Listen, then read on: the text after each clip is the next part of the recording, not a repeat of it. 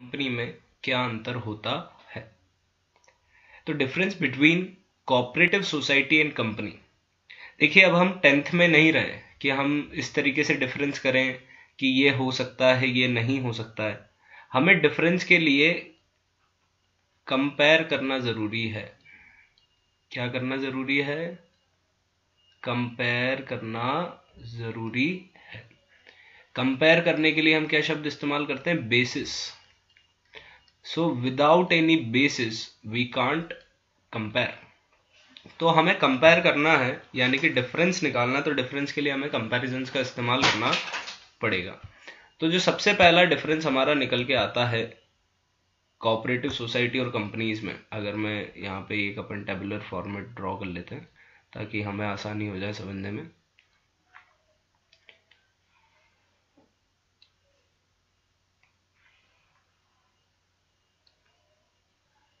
अगर हम बात करें, ये हुई हमारी कोऑपरेटिव सोसाइटी, ये हुई हमारी कोऑपरेटिव सोसाइटी, और ये हुई हमारी कंपनी, और ये हमारे बेसिस।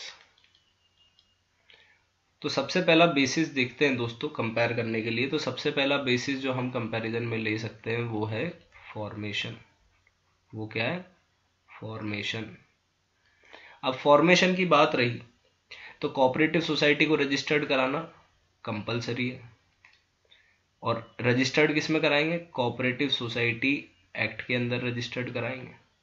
लेकिन कंपनी की बात करें तो कंपनी को भी रजिस्टर्ड करवाना तो कंपलसरी है ही, लेकिन कंपनी रजिस्टर्ड होती है कंपनी एक्ट के अंदर। तो पहला बेसिस, रजिस्ट्रेशन दोनों का अलग अलग जगह पे होगा।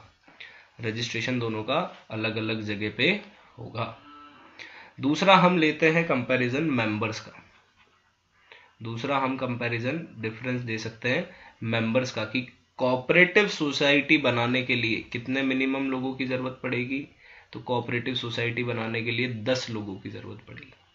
वही कंपनी में डिफरेंस दे तो प्राइवेट बनाने के लिए तो 2 लोगों की जरूरत है, और पब्लिक बनाने के लिए, पब्लिक कंपनी बनाने के लिए कम से कम कितने लोगों की जरूरत है? 7 लोगों की जरूरत है। वही मैक्सिमम की अगर हम बात करें मेंबर्स में, तो मैक्सिमम की कोऑपरेटिव सोसाइटी में कोई लिमिट नहीं है ना। प्राइवेट में लिमिटेड है 200 की लिमिट है, 2 से 200 हो सकते हैं, और पब्लिक में भी कोई लिमिट नहीं है, इनफाइनाइट हो सकते हैं, कोई लिमिट नहीं है पब्लिक में। लेकिन मिनिमम कितने होने चाहिए पब्लिक कंपनी में? 7 लोग मेंबर होने चाहिए। अगला डिफरेंस की बात करें तो अगला डिफरेंस बन सकता है हमारा कैपिटल कंट्रीब्यूशन। क्या बन सकता है? Capital contribution. तो कोऑपरेटिव सोसाइटी में तो लिमिटेड कैपिटल होती है। कैसी कैपिटल होती है? लिमिटेड कैपिटल होती है। और लिमिटेड कैपिटल क्यों होती है सर? क्योंकि जो मेंबर बनेगा कोऑपरेटिव सोसाइटी का, बस वो जो पैसा देगा वहीं से कैपिटल फॉर्मेशन होता है। लेकिन यहां पर अगर हम बात करें तो यहां पे लार्ज कैपिटल रिक्वायर्ड होती है। Large cap.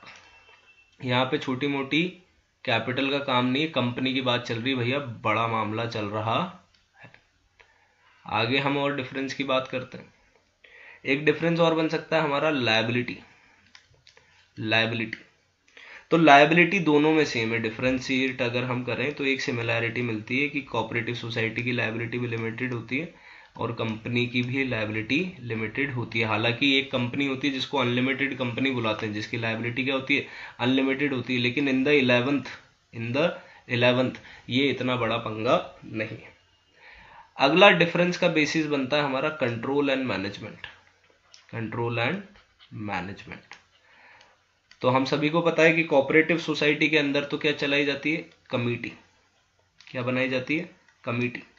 और कमेटी जो बनाई जाती है, कमेटी जो बनाई जाती है, मैनेजमेंट की कमेटी बनाई जाती है। ये मैनेजमेंट की कमेटी सारे डिसीजंस लेती है।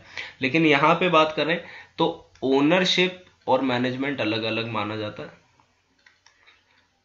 कंपनी में ओनरशिप और मैनेजमेंट क्या हो जाते हैं? सेपरेट हो जाते हैं। क्या हो जाते हैं? सेपरेट हो जाते हैं। मैनेजमेंट तो कौन संभालेगा? बोर्ड ऑफ डायरेक्टर संभालेंगे। ओनरशिप कौन संभालेगा? शेयर होल्डर संभालेगा। कौन संभालेगा? शेयर होल्डर संभालेगा। तो कंट्रोल कमेटी के हाथ में रहता है कोऑपरेटिव सोसाइटी का, और ये कमेटी में कौन लोग होते हैं? जो सोसाइटी के मेंबर होते हैं। यानी कि मेंबर ही क्या संभाल रहे हैं, मैनेजमेंट संभाल रहे हैं। तो ये हमारा कंट्रोल एंड मैनेजमेंट की बात हो गया। और आखिरी जो हमारा बचता है बेसिस, वो है कंटिन्यूटी।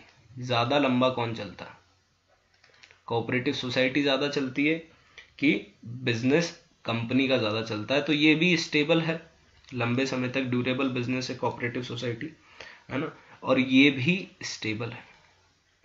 दोनों में एक ही रीजन है, क्योंकि दोनों का क्या है, लीगल स्टेटस है।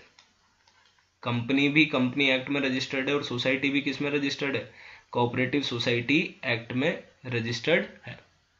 तो लीगल स्टेटस दोनों का होता है और दोनों ही क्या होते हैं, स्टेबल होता है। तो अगर हम डिफरेंस की बात करें दोस्तों, तो मेजर डिफरेंस हमारे पास क्या निकल के आ सकते हैं? सबसे पहला डिफरेंस तो ये आ सकता है कि दोनों का रजिस्ट्रेशन अलग अलग एक्ट में होता है।